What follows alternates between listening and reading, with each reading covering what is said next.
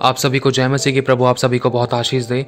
इस वीडियो को बिल्कुल भी छोटा मोटा मत समझना, क्योंकि आज जो परमेश्वर का वचन आप सभी के सामने पेश किया जाएगा, आप सत्य को जान पाओगे। ये वो सत्य है जो खुदा के लिए जीना चाहते हैं और खुदा के लिए पृथ्वी की छोर तक, आखिरी छोर तक इस्तेमाल होना चाहते हैं, और जिन्होंने अपना जीवन परमेश्वर को दे दिया है और उसके चलाए चलना चाहते हैं। जैसे यीशु ने धरती पर जय पाई, मनुष्य पर जय पाई, संसार पर जय पाई, और उसी की तरह जयवंत होकर जीवन जीना चाहते हैं और बड़े बड़े आश्चर्य कर्मों के साथ परमेश्वर की महिमा करना चाहते हैं और परमेश्वर का राज्य धरती पर प्रकट करना चाहते हैं। जो यीशु मसीह के लिए अपना जीवन दे चुके हैं ना, जो यीशु मसीह का चेला अपने आप को कहते हैं, ये वचन उन्हीं के लिए, एक सच्चे क्रिश्चियन के लिए, किसी ऐसे व्यक्ति के लिए नहीं जो एक तरफ परमेश्वर की आराधना करता है, दूसरी तरफ संसारिक वस्तुओं में, संसारिक कामों में, संसारिक बातों में, हंसी ठट्ठे में या शैतान के कामों में, शैतान की बातों में अपना टाइम वेस्ट करता है। परमेश्वर का वचन कहता है कि प्रभु में सदा आनंदित रहो। अगर जो प्रभु में आनंदित नहीं है, अगर वो व्यक्ति संसार में आनंदित है ना, तो समझ लेना उसके अंदर से परमेश्वर का आनंद चला गया है। जिसमें से परमेश्वर का आनंद चला गया तो उसके अंदर सामर्थ्य है ही नहीं, क्योंकि लिखा है कि परमेश्वर का आनंद हमारी सामर्थ्य है। और जो लोग परमेश्वर के आनंद को अपने जीवन में देख रहे हैं और सच्चाई, खराई, पवित्रता के साथ जीवन जी रहे हैं और परमेश्वर के धीरजवंत हाथ के नीचे दीनता से बने हुए हैं, परमेश्वर ने उनको अपनी मुट्ठी के अंदर कैद करा हुआ है और उनको तैयार कर रहा है। आने वाले समय में खुदावन उनको बहुत अद्भुत तरीके से संसार के सामने प्रकट करेगा। जैसे मूसा का एक समय था, मूसा को परमेश्वर ने मूसा के विरोधी के घर में ही पलवा दिया और वहां पर मूसा बड़ा हुआ। अब वही बात है, परमेश्वर आप सभी के जीवन में बहुत बड़े बड़े आश्चर्य कर्म करने पर है। बस धीरजवंत हाथ के नीचे परमेश्वर के दीनता से बने रहो। खुदावन आपको सही समय पर आने पर उठाएगा। और ये मत सोचो कि मुझे ये बनना है, मुझे वो बनना है। बस ये बोलो कि प्रभु तेरी मर्जी मेरे जीवन में पूरी हो और मुझे वो सच्चा आराधक बना जो आत्मा और सच्चाई से तेरी आराधना कर सके, जिसके द्वारा स्वर्ग धरती पर लाया जाए, जिसके द्वारा लोग पश्चाताप करे और परमेश्वर का राज्य प्रकट हो और शैतान का राज्य गिराया जाए। और ये आज का वचन उन व्यक्तियों के लिए है, उन मसीह भाइयों के लिए है, जिन्होंने अपना जीवन पूर्ण रूप से प्रभु यीशु मसीह को दे दिया है और उसके वचन के अनुसार चलते हैं और कहते हैं कि पिता मैं तेरी बात को मानूंगा, जैसा कि अब्राहम ने कहा था। और परमेश्वर ने उसके बारे में गवाही दी, क्योंकि तूने मेरी बात को माना है, इसीलिए मैं तेरे जीवन में आश्चर्य कर्म करूंगा। और ये आज का वचन उन सभी लोगों के लिए है जो यीशु मसीह के राह पर चलने से डरते नहीं है, जिन्होंने अपना सब कुछ त्याग दिया और जो अपना जीवन प्रभु यीशु मसीह को दे चुके हैं, जो सेवा के लिए अपने आप को परमेश्वर के आगे समर्पित कर चुके हैं। क्योंकि वचन में लिखा है यीशु मसीह के चेले बनने का एक दाम चुकाना पड़ता है, एक मूल्य चुकाना पड़ता है। यह आज का वचन उन लोगों के लिए जो आंसू बहा बहा कर खुदा के ओर ताक रहे हैं, उसकी इच्छा की बाट जो रहे हैं कि कब उसकी इच्छा मेरे जीवन में प्रकट होगी, कब वो मुझे आग की तरह इस्तेमाल करेगा, अपनी महिमा के लिए भरपूरी से इस्तेमाल करेगा, कब मैं लोगों को आग के भट्टे में से निकाल पाऊंगा। बस इस विषय में एक बात कहना चाहता हूँ, एक वचन कहना चाहता हूँ, जैसे कि लिखा है, जैसे यीशु ने कहा था कि जब तक गेहूं का दाना भूमि में पिसकर मर नहीं जाता तब तक वो अकेला रहता है। भूमि में पिसना ही काफी नहीं है, वरन उसके अंदर मरना भी जरूरी है। जब तक वो गेहूं का दाना फूटेगा नहीं ना, जब तक उसके अंदर से अंकुर नहीं निकल सकता। इसी तरीके से हमारा जीवन एक गेहूं है। लिखा है जब तक गेहूं का दाना भूमि में पिसकर मर नहीं जाता तब तक वो अकेला रहता है, लेकिन जब वो मर जाता है तो बहुत फल फलता है। जिन्होंने अपना जीवन यीशु को दे दिया है ना, चाहे आगे कुछ भी हो, मेरी नहीं, हर बात में प्रभु सिर्फ तेरी इच्छा मेरे जीवन में, मुझसे, मेरे में से, मेरे द्वारा और के जीवन में पूरी हो। मुझे ऐसी कोई आशीष नहीं चाहिए जो खुदा मुझे तुझसे दूर करे। तो इसी से रिलेटेड है। बस ये उन्हीं क्रिश्चियन सच्चे मसीहों के लिए है जो अपनी जान हथेली पर लेकर चलते हैं, जो खुदा के लिए जीते हैं। ये उनके लिए नहीं है जो शैतान को बार बार बड़ी बड़ी प्रार्थना कर करके बांध कर डर से उखाड़ उखाड़ कर फेंकते हैं, अधोलोक में जलाते हैं, भस्म करते हैं, नष्ट करते हैं। लेकिन शैतान के बेटे को, ईर्ष्या को, मदिरा को, लीला क्रीड़ा, मत वाला पंडा, दोष लगाना, बुराई करने को, ये सारे शैतान के बेटे हैं। इसको अपने अंदर रखते हैं। ये उनके लिए नहीं है। ये मैं फिर से कहता हूँ, ये उनके लिए नहीं है जो शैतान को बांध कर फेंकते हैं और शैतान के बेटे को, हर प्रकार की बुराइयों को अपने अंदर रखते हैं।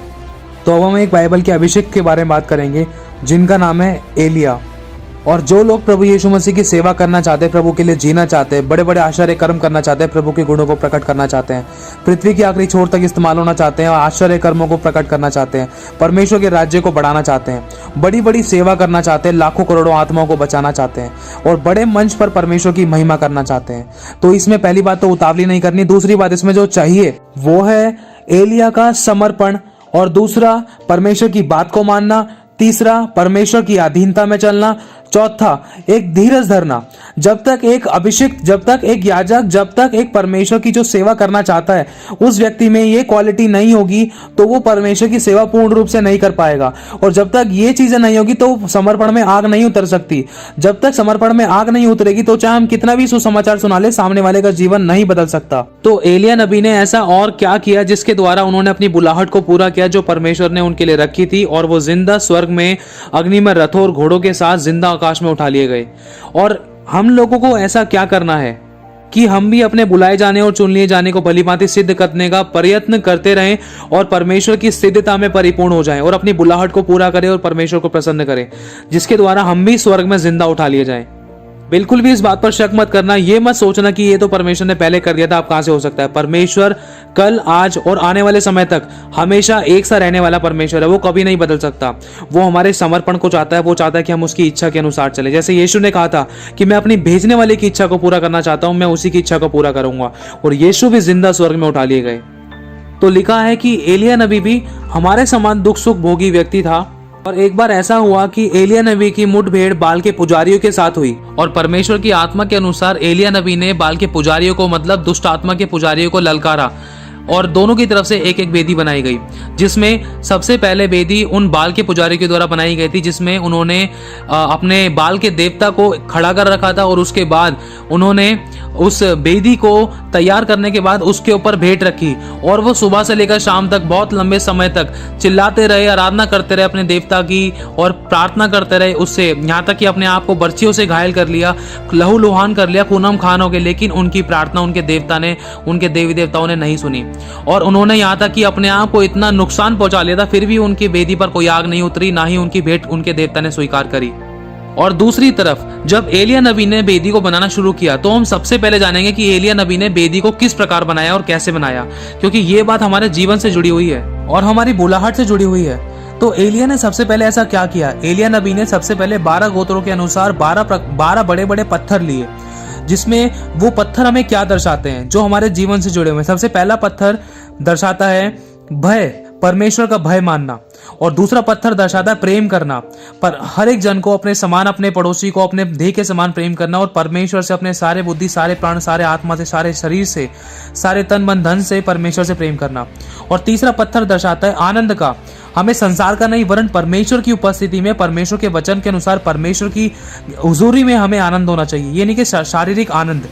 और चौथा दिखाता है पर शांति को, वो शांति जो संसार नहीं देता, वो शांति जो शारीरिक अभिलाषाएं नहीं देती, वो शांति जो हमें परमेश्वर की स्पिरिचुअल, परमेश्वर के वचन से, सोठे और लाठी से हमें शांति मिलती है। और पांचवा वो धीरज, परमेश्वर की उपस्थिति में हमें धीरज धरना है, परमेश्वर की जो बुलाहट जो परमेश्वर ने हमें दी है उसमें हमें धीरजवंत बने रहना है, परमेश्वर के धीरजवंत हाथ के नीचे। और छठा पत्थर कृपा, हमें हर समय, हर पल, हर क्षण कृपा को दर्शाना, ये परमेश्वर का एक गुण है। और सातवां भलाई करना, चाहे कोई कितना भी विरोधी हो जाए, चाहे कोई कैसी भी सिचुएशन है, चाहे कोई कितना भी हमारे अगेंस्ट में, कितना भी बड़ा शत्रु है, हमें हमेशा भलाई ही करनी है, ये भी परमेश्वर का एक गुण है। और आठवां है विश्वास। विश्वास की परिभाषा है, परमेश्वर का वचन कहता है कि विश्वास ही से हनोक उठा लिया गया, और विश्वास के बिना परमेश्वर को प्रसन्न करना अनहोना है। विश्वास के बारे में लिखा है कि विश्वास आशा की हुई वस्तुओं का निश्चय और अनदेखी वस्तुओं का प्रमाण है। मतलब अगर शॉर्ट में बताया जाए कि जो चीज है नहीं, अगर मैं उसको बोलूं कि हाँ भाई ये है, मौजूद है, मेरे विश्वास से है, मैं कहता हूँ ये व्यक्ति मरा नहीं है, ये जीवित है, मैं कहता हूँ ये बीमारी, तुम चाहे कितना भी बोलो, डॉक्टर कह रहे हैं कैंसर है, लेकिन मैं कह रहा हूँ कि यीशु के नाम से कैंसर नहीं है, ये होता है विश्वास। जो चीज है नहीं उसको है कहकर पुकारें, उसे कहते हैं विश्वास, जिससे परमेश्वर प्रसन्न होता है। और नौवां है नम्रता। जब तक मनुष्य के अंदर दीनता और नम्रता नहीं है, जब तक परमेश्वर का गुण नहीं है, तो वो भी परमेश्वर की सेवा नहीं कर सकता है। और 10वां है संयम।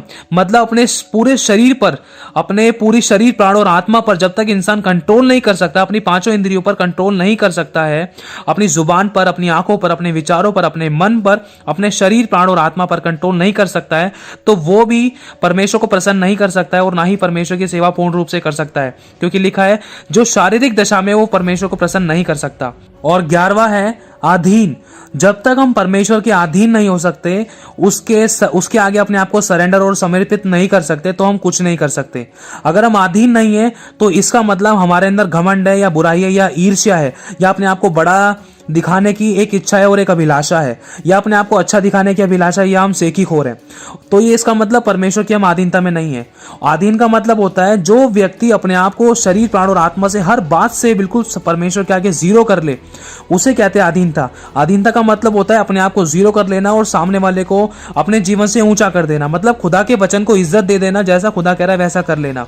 अधीनता का मतलब होता है परमेश्वर ने कहा है कि पहले परमेश्वर के अधीन हो जाओ, फिर शैतान का सामना करो, तब वो तुम्हारे सामने से भाग जाएगा। शैतान मतलब कोई भी प्रकार की समस्या है, अगर हम अपने आप को जब तक अधीन नहीं करेंगे, जब तक हम अपने आप को जीरो नहीं करेंगे, चाहे बुद्धि में, चाहे विचारों में, चाहे शब्दों में, चाहे अपने ज्ञान में, जब तक हम हर चीज में मूर्ख और नादान और निकम्मे और हर चीज में व्यर्थ नहीं बनेंगे ना, जब तक हमें परमेश्वर ऊंचा नहीं कर सकता है। कहने का मतलब हमें अपने आप को जीरो करना जरूरी है। और आखिरी है 12वां, धन्यवाद। जब तक ये सारी बातों के साथ साथ हम इन सारे पत्थरों के 11 पत्थरों के साथ साथ अगर हम धन्यवाद नहीं करेंगे ना, तो वेदी बिल्कुल भी सक्सेसफुल नहीं है। जैसे एक कुर्सी के 4 पैर होते हैं ना, अगर उसका एक पैर हटा दिया जाए तो कुर्सी डगमगा जाती है और वो बैलेंस में हो ही नहीं सकती है, उस पर अच्छे से कोई बैठ ही नहीं सकता है। उसी तरीके से ये धन्यवाद का पत्थर है, क्योंकि वचन में लिखा है जो धन्यवाद करता है वो परमेश्वर की महिमा करता है। धन्यवाद का बलिदान चढ़ाने वाला परमेश्वर की महिमा करता है। और वचन कहता है कि परमेश्वर अपने ऐसे सच्चे आराधकों को ढूंढ रहा है, पूरी पृथ्वी पर आंखें लगाकर देख रहा है, ढूंढ रहा है, घूर रहा है, जो उसकी आत्मा और सच्चाई से आराधना कर सके, ताकि परमेश्वर उनकी निर्बलता में अपनी सामर्थ को दिखाए। जिसका मन परमेश्वर की ओर निष्कपट है, परमेश्वर उसकी निर्बलता में अपनी सामर्थ को दिखाए और परमेश्वर बड़ा रिवाइवल लेकर आए। सबसे पहले ये 12 पत्थर हैं। इन पत्थरों के क्या क्या प्रकार हैं ये आपको बता दिए हैं। ये पत्थर हमारे जीवन से कितनी गहराई तक जुड़े हुए हैं। जब एलिया ने पत्थर की बेदी को तैयार किया, पहला स्टेप पूरा करने के बाद एलिया ने दूसरा स्टेप क्या लिया कि पत्थर की बेदी के चारों तरफ एक गहरा गड्ढा खोदा, जिसमें बहुत सारा पानी भर दिया। अब हमें ये क्या दर्शाता है, जैसे कि उदाहरण के तौर पर ये दूसरा स्टेप हमें दर्शाता है कि अगर एक परमेश्वर का दास है तो वो बिल्कुल शून्य से शुरू करेगा परमेश्वर के राज्य को बढ़ाने के लिए। मतलब वो अन्य जातियों को जो खुदा के वचन को नहीं जानते और ना ही यीशु पर विश्वास करते, उनको यीशु मसीह के बारे में सुसमाचार सुनाकर, उनको पिता, पुत्र, पवित्र आत्मा के नाम से बपतिस्मा देकर, उनको चेला बनाकर और उनको परमेश्वर के राज्य के लिए तैयार करना। मतलब खुद परिश्रम करके, बिल्कुल शून्य से शुरू करके। ये नहीं कि किसी और की भेड़ चुरा ली, कभी किसी की भेड़ चुरा ली, ऐसा नहीं। बिल्कुल खुद परिश्रम करके, वरन ये पानी, ये पवित्र आत्मा के अभिषेक से अपने आप को एक जीवन का जल का सोता बना के दूसरों को उसके अंदर बहाना। मतलब परमेश्वर का जो जीवन का जल जो प्रभु ने हमें सेतमेत दिया है, उसको सेतमेत में आगे दूसरे लोगों तक ट्रांसफर कराना और चेला बनाना, यीशु मसीह का सुसमाचार सुनाना, उनको अनॉइंट करना और उनको आगे परमेश्वर का राज्य बढ़ाने के लिए भेज देना, ताकि वो भी आगे जाएं, सुसमाचार सुनाएं। तो इसके लिए सबसे पहले बुद्धि और आत्मा से परिपूर्ण होना जरूरी है। ये 12 प्रकार के जो पत्थर बताए गए हैं, ये गुण होना जरूरी है। पहला स्टेप तो ये पत्थर ही है। 12 प्रकार के जो ये पत्थर है, जब तक ये गुण हमारे अंदर नहीं होंगे तब तक वो पवित्र आत्मा का अभिषेक ना तो आ पाएगा और ना ही हम उस पवित्र आत्मा के अभिषेक के बिना किसी को सुसमाचार सुना सकते।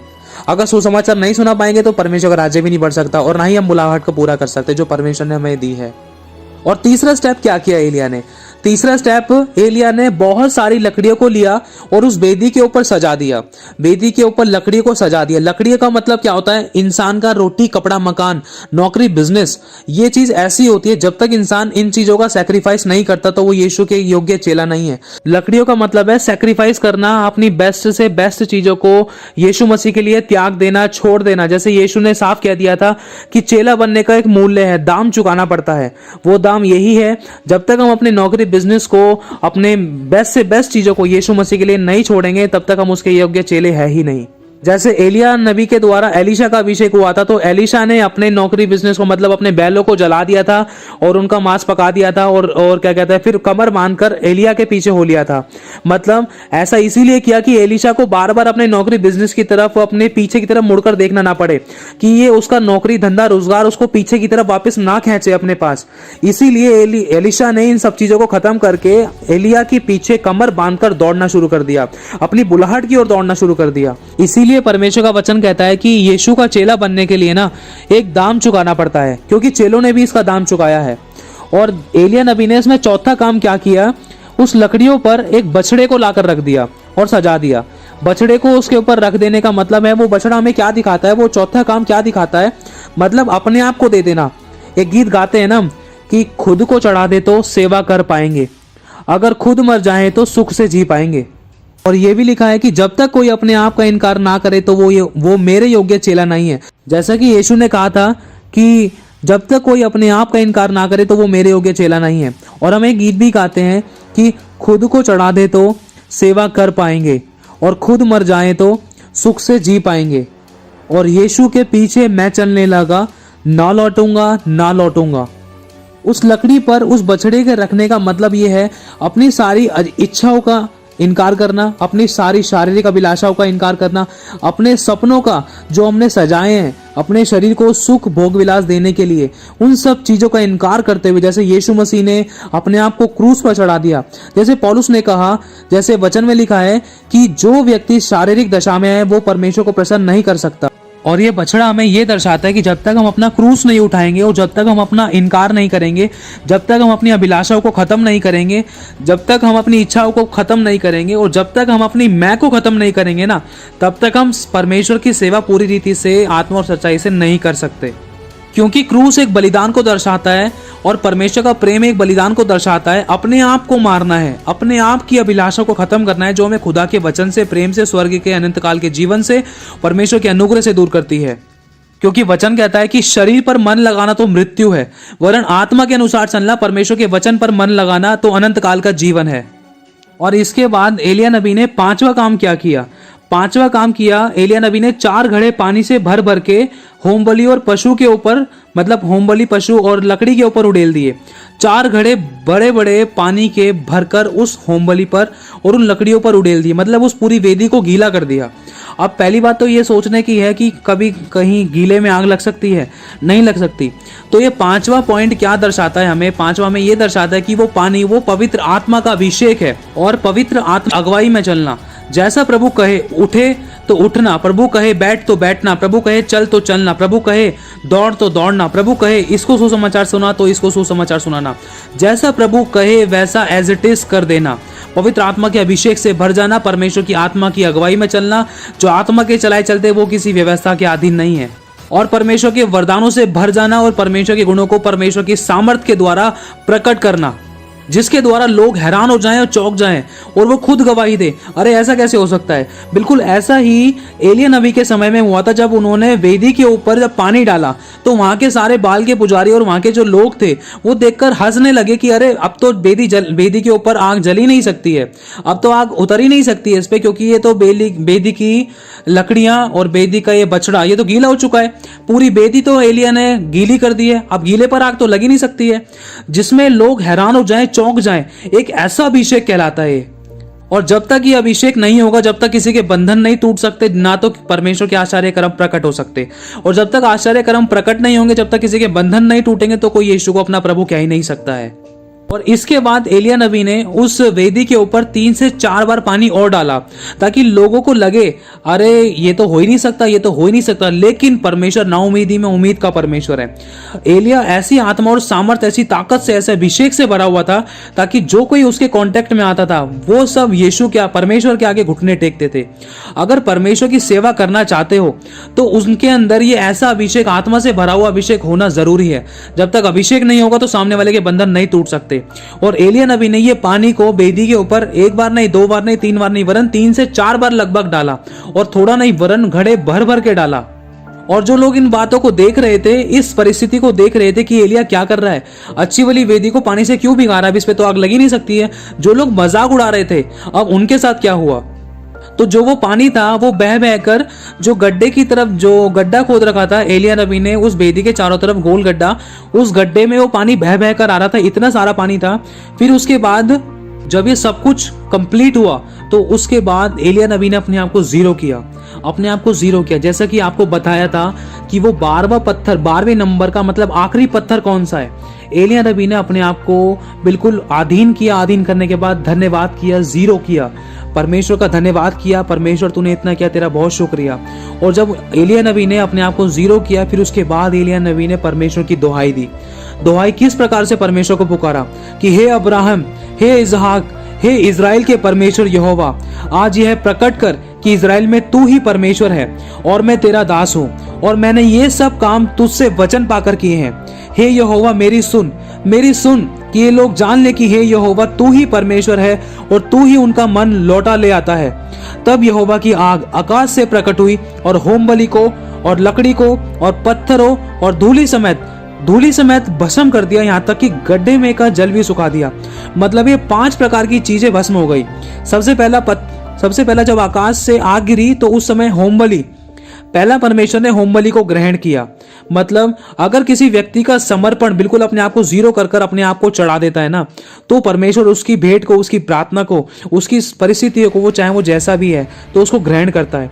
पहला होम बलि को ग्रहण किया परमेश्वर ने, दूसरा लकड़ी को भी भस्म किया आग से, और तीसरा पत्थर तक को भस्म कर दिया। पत्थर कोई भस्म हो सकता है? नहीं हो सकता, लेकिन हमारा परमेश्वर नामुमकिन को मुमकिन करने वाला परमेश्वर है। जैसा कि अभी आपसे कहा था कि जब एलिया नबी पानी को 3 से 4 बार उस वेदी पर डाल दिया था तो लोग मजाक उड़ा रहे थे। परमेश्वर ने उसी अभिषेक के द्वारा वो 3 से 4 बार, पानी का मतलब वो अभिषेक है।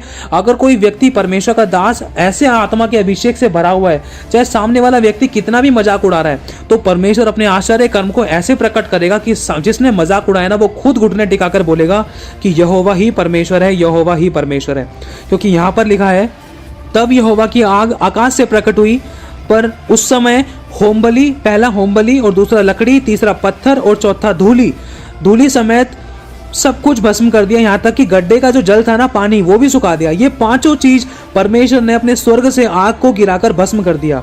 जो नामुमकिन ना, पत्थर को भी यहाँ तक भस्म कर दिया कि वहां पर कोई नामो निशान नहीं मिला। और ये सब कुछ देखकर है ना, वहां के लोग, बाल के पुजारी, वहां के सभी लोग मुंह के बल गिरकर वहां पर बोल उठे कि यहोवा ही परमेश्वर है, यहोवा ही परमेश्वर है। ये होता है एक सच्चा समर्पण। ये होता है अपनी बुलाहट को पूरा करना और अपने आप को परमेश्वर का सरेंडर करना, दीन करना, शून्य करना, नम्र करना और अपने जीवन से खुदावन को ऊंचा उठाना। मतलब परमेश्वर के वचन को इज्जत देना, पहला स्थान परमेश्वर को देना, हर बात में परमेश्वर का चुनाव करना, जैसा परमेश्वर कहे एज इट इज कर देना, ना तो कुछ पूछताछ करना, ना तो कुछ क्वेश्चन करना। जैसा परमेश्वर ने कह दिया, बिना पूछे सोचे समझे ऑन द स्पॉट कर डालना। तो बस साफ बोलना, सुखी रहना, इतना कहना चाहता हूं कि जो बातें परमेश्वर ने अभी एलिया नबी के द्वारा आपको और हमें सिखाई है, कि पर एलिया नबी ने 4 से 5 स्टेप, 5 से 6 स्टेप जो भी उठाए हैं, वो 12 प्रकार के पत्थर और वो लकड़ी, होम बलि और पानी डालना, गड्ढा खोदना, और ये सारी बातें जो परमेश्वर ने उनके द्वारा सिखाई है और इनकी गहराई में जो प्रकाशन प्रभु ने आज आपको और हमें दिए हैं, अगर इसके अनुसार हम करेंगे ना, तो खुदावंद को प्रसन्न भी करने पाएंगे और परमेश्वर की बुलाहट को जो खुदावंद ने हमें दी है उसको हम पूरा भी करने पाएंगे। और परमेश्वर हमें आग की तरह इस्तेमाल करेगा, जो हमने कभी सोचा भी नहीं। क्योंकि परमेश्वर का वचन कहता है, जो बातें तेरे मन के चित्त में नहीं चढ़ी, जो बातें तूने कभी सोची नहीं और जो तेरी आंखों ने नहीं देखी, वो मैं तेरे लिए करने जा रहा हूँ। तो अपने आप को समर्पित कर। बस इतना कहना चाहता हूँ, अगर आप खुदावंद के लिए पृथ्वी के आखिरी छोर तक इस्तेमाल होना चाहते हैं, तो दीनता से उसके धीरजमंद हाथ के नीचे बने रहें और उसके अधीन हो जाएं और ऐसा समर्पण लेकर आए जिसके द्वारा परमेश्वर का आत्मा आपसे बोले और बातचीत करे। वो खुदावंद खुद ही आपके साथ एनकाउंटर करके आपको भेजे और आपका हाथ पकड़कर आपको चलाए और आप उसके साथ साथ चलो, ना उससे तेज ना उससे धीरे, वरन उसके साथ साथ चलो। जैसे हनोक उसके साथ साथ चला था और हनोक परमेश्वर के पास उठा लिया गया। क्यों? क्योंकि परमेश्वर को हनोक ने प्रसन्न किया। प्रभु आप सभी को बहुत आशीष दे। आप सभी को जय मसीह की।